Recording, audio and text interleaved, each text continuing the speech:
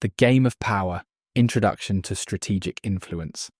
There's a deep discomfort that creeps in when we feel powerless, when life feels out of our control and others seem to hold the reins. Most people, whether they admit it or not, crave influence. They want to shape outcomes, command attention, and ensure their place in the world. Yet in today's modern society, openly pursuing power can come across as arrogant or manipulative. So the pursuit must be masked, hidden behind charm, civility, and political correctness. We live in a world that mirrors the old royal courts, where ambition had to be cloaked in elegance, and aggression wore a smile. Back then, those who orbited the throne, the courtiers, knew that success didn't come from brute strength. It came from subtlety, from navigating a treacherous landscape of rivals, all while appearing gracious and refined. To survive in that environment, one had to master the art of indirection. Every move was calculated. No blow was struck without gloves, and no advancement was made without first seducing the room. It wasn't just politics, it was performance. And in many ways, today is no different. We walk in the corridors of corporations, institutions, families, and communities, each one a modern court. And though we speak of fairness, equality, and justice, the undercurrent remains unchanged. Behind polite smiles and social norms lies the same drive for dominance, status, and security. The truth is this: those who claim to abstain from the game often play it best.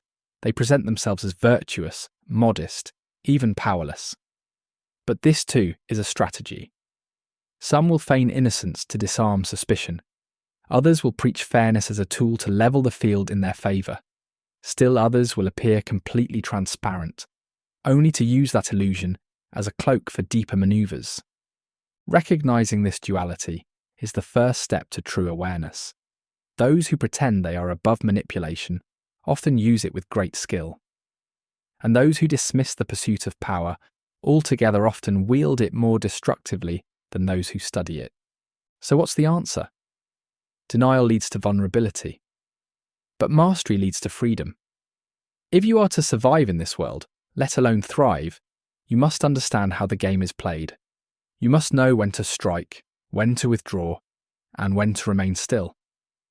This doesn't mean becoming cruel or insincere. It means becoming aware, observant, and capable. The greatest weapon in this world is not force, it's perception. If people believe you are harmless, they lower their guard. If they see you as a source of value, they invite you in. This kind of influence, quiet, invisible, almost untraceable, is the most potent of all. But mastery does not come overnight. It requires self-discipline. Emotional reactions, especially anger, are the quickest path to disaster. Rage blinds, love clouds, and unchecked emotion makes your next move predictable. The calm player sees more. Like a chess master, they think ahead and make peace with patience. To play this game well, one must learn to observe from a distance, to look forward with foresight and backward with reflection. Study the moves that have worked and the ones that have failed.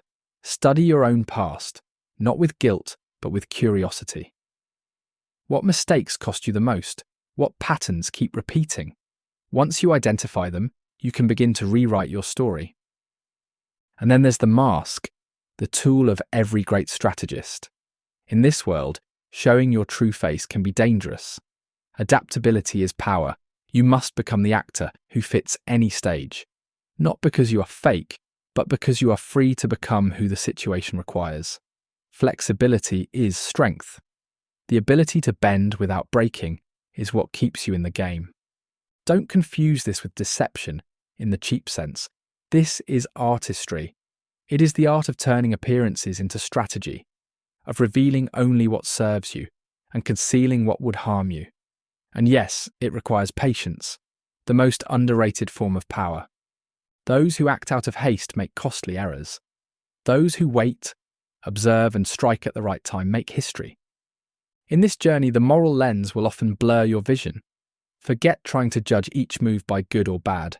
Instead, judge by results. Power is a neutral force. It amplifies what already exists. The question is not whether it is moral. The question is whether it is effective. If you're ready to begin this journey, understand that the rules are unspoken but very real.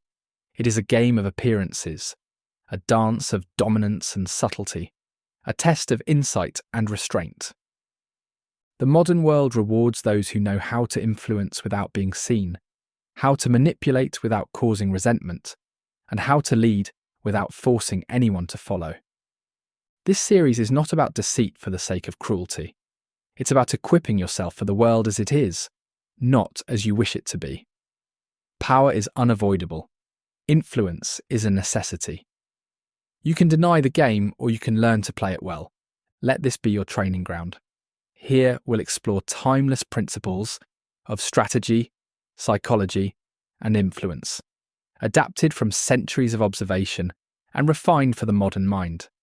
The game is on, and if you're watching this, you've already taken your first step toward mastery.